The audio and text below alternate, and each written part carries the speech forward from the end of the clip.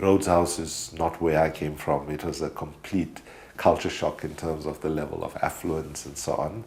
The first night when I got there, I was exhausted, had not slept for 3 days or so. I'd been on the run, I was standing trial for violating the state of emergency. Many people around me were being arrested, and even leaving the country and taking up the scholarship was in question. So I went to bed, just collapsed, the curtains were still drawn apart, slept for 14 hours, and I was awakened by a knock on the door. And because when you're on the run, a knock on the door is a kind of shock to your system. I woke up in a state of shock, and this very nice woman comes in and says, "Excuse me, sir, can I bring you some breakfast?" And I looked at her and I looked ahead of me, and it had snowed the night before. And there was all these new things. I'd never seen snow in my life before. I'd never been called sir before, and certainly hadn't been called sir by a white person before. And I had never been offered breakfast in bed before.